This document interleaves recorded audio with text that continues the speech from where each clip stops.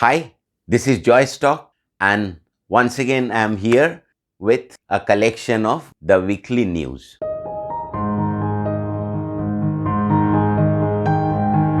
India celebrates 75 years of independence. India, the world's largest democracy, celebrated its 76th Independence Day on Monday. Under the banner of Azadi Ki Amrit Mahotsav, several events have been held over the last 75 weeks to celebrate the 75 years of India's independence. Prime Minister Narendra Modi unfurled the tricolour at 7:30 am and addressed the nation from the ramparts of Red Fort.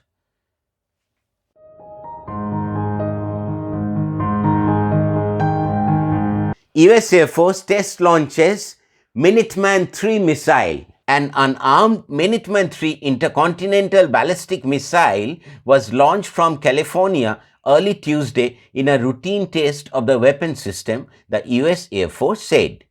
The missile blasted off from the coastal Vandenberg Space Force Base at 12:49 am and its re-entry vehicle traveled about 4,200 miles or 6,759 kilometers over the Pacific to the Kwajalein Atoll in the Marshall Islands. Test launches verify the accuracy and reliability of the system, a Vandenberg statement said.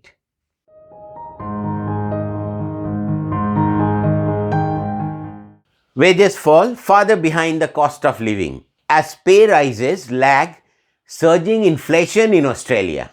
Real wages are still going backwards substantially, acknowledged Treasurer Jim Chalmers. As Australia has got the strongest annual wage growth of 2.6% since the September quarter of 2014, at the same time, they have got the biggest fall in real wages since 1998. That is because the 2.6% annual growth in wages compares to a 6.1% jump in the cost of living, according to the Australian Bureau of Statistics Consumer Price Index from the same period. In effect, that means workers took a 3.5% real wage cut over the past year as their pay packets were able to buy less goods and services than before.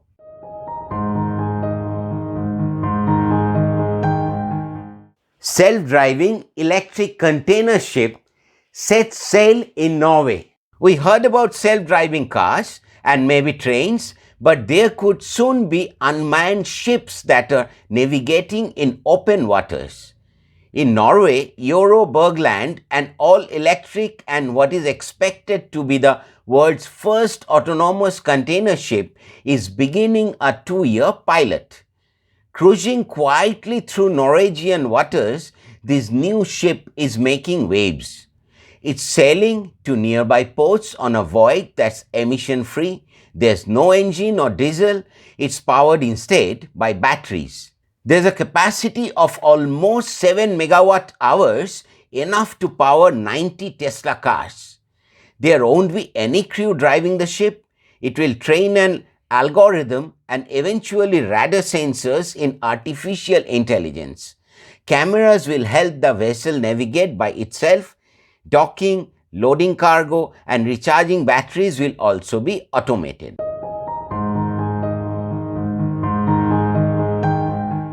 At 10.1%, Britain's inflation soared a 40-year high as food prices rise. Britain's rate of inflation has surged to a new 40-year high as the Consumer Price Index or CPI rose to 10.1% on Wednesday, with increasing food costs the biggest driver of the latest hike. According to the Office of the National Statistics or ONS, annual inflation for essential food items is now running at 12.7%, up from 9.8% in June, fueled largely by price rises for basics such as bread, milk, cheese, and eggs. The latest figures come amid soaring energy bills and a mounting cost of living crisis across the country. Food prices rose notably, particularly bakery products, dairy, meat and vegetables, which was also reflected in higher takeaway prices. Prices rise in other staple items such as pet food, toilet rolls, toothbrushes and deodorants also pushed up inflation in July. Driven by higher demand, the price for packaged holidays rose after falling at the same time last year, while airfares also increased.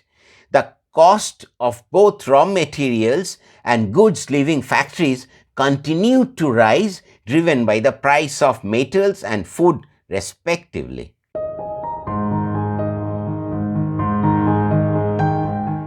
China inducing rainfall to combat severe drought. Chinese authorities are attempting to induce rainfall in parts of central and southwest China amid a severe drought and record-breaking heatwave. The Yangtze River is at record low levels as some stretches received less than half the usual rainfall. Hydropower reservoirs are currently down by as much as half.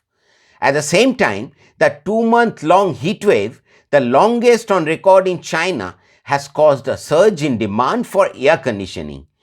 Provinces around the drought-stricken Yangtze River have turned into cloud seeding operations to combat the lack of rain, with Hubei and a number of other provinces launching rockets carrying chemicals into the sky, according to local media. Meanwhile, temperatures across Sichuan and neighboring provinces have exceeded 40 degrees centigrade or 104 degrees Fahrenheit, and government offices were asked to keep air conditioning levels at no lower than 26 degrees centigrade or 79 degrees Fahrenheit, and to use staircases rather than lifts where possible. In the city of Dazhou, home to some 5.4 million people, blackouts are lasting up to 3 hours. Factories in the province have been forced to cut production or halt work, and hydropower reservoirs, of which there are many in the region, are currently down by as much as half, according to local media reports. That was it. Please give your suggestions in the comment box below. In case you feel there should have been some changes or there should have been some news which I may have missed. Thank you and goodbye.